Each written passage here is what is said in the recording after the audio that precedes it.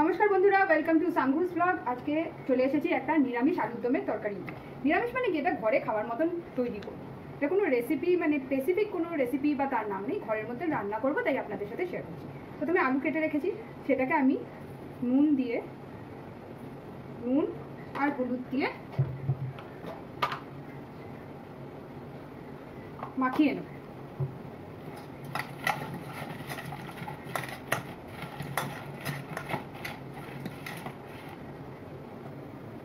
আমি কড়াইতে তেল দিয়ে দিয়েছি, সরষের তেল। আলুর দমে একটু বেশিই তেল লাগে। কড়াইটা গরম হয়ে গেলে আমি এই নুন আর হলুদ মাখানো আলুগুলো এর মধ্যে ছেড়ে দেবো। এটাকে ভেজে নেবো খুব ভালো করে।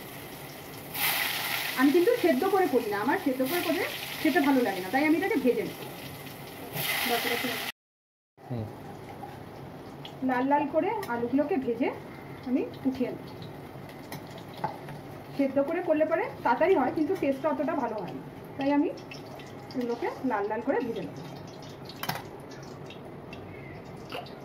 এরপরে আমরা এর মধ্যে দেবো গোটা গরম মশলা, দারচিনি, লবঙ্গ, এলাচ,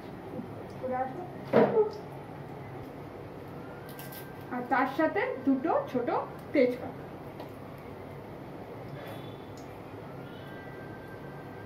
এখানে আমি 3টের মতন লঙ্কা আর একটা টমেটো নিয়েছি, এটাকেই শুধু পেস্ট করে দেবো।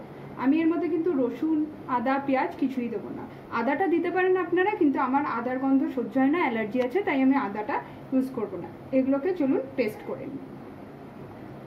তেল গরম হয়ে গেছে, এর মধ্যে আমি গোটা গরম মশলা দেওয়ার পরে এর মধ্যে আমি দিয়ে দেবো টমেটো আর লঙ্কার পেস্ট।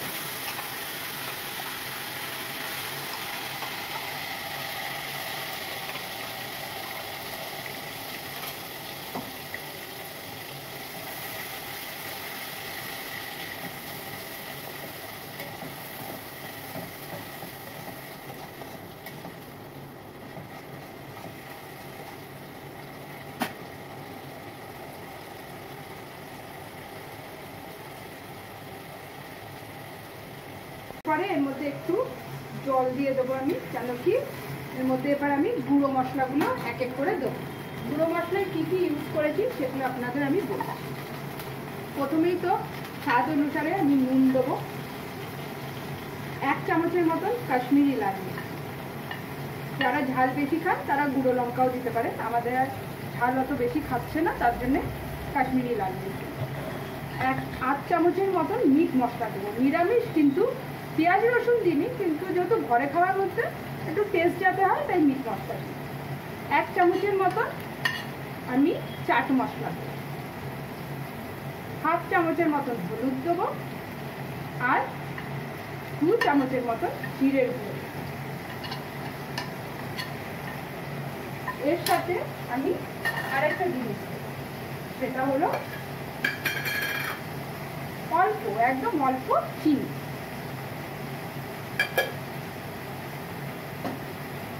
এগুলো দিয়ে মশলাটাকে খুব ভালোভাবে কষতে হবে।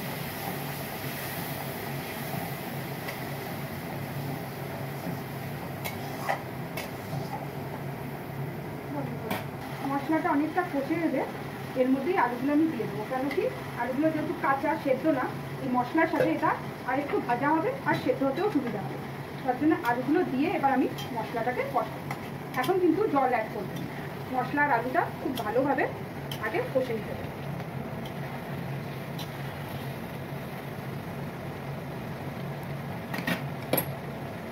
এই অবস্থায় দেখুন মশলাগুলো কষে এসেছে আর আলুও কিন্তু অনেকটা ভাজা হয়ে গেছে। আমি কিন্তু এখনো জল অ্যাড করি, মশলাগুলোকে আরেকটু কষা, যাতে আরেকটু মশলাটা ভাজা হয়। মশলাটার গা দিয়ে যেন তেল ছাড়ে, দেখতে পাচ্ছেন সাইডে তেল ছাড়ছে।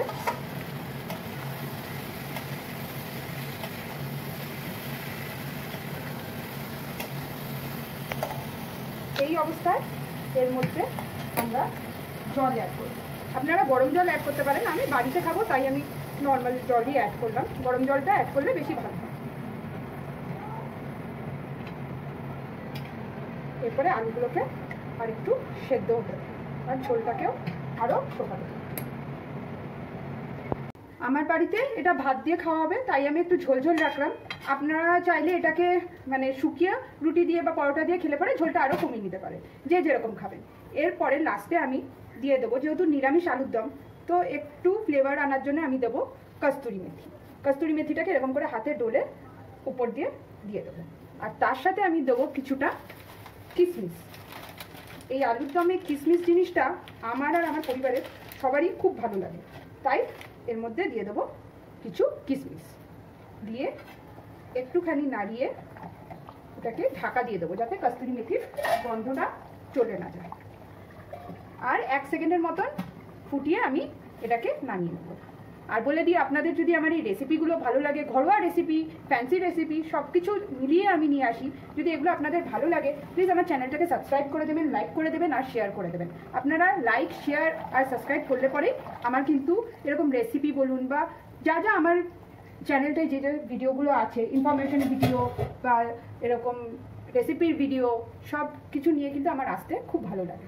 ধন্যবাদ। পুরো নিরামিষ আলুর দম বানাতে গেলে কিন্তু মিট মশলাটাকে স্কিপ করে দিতে পারেন আপনারা।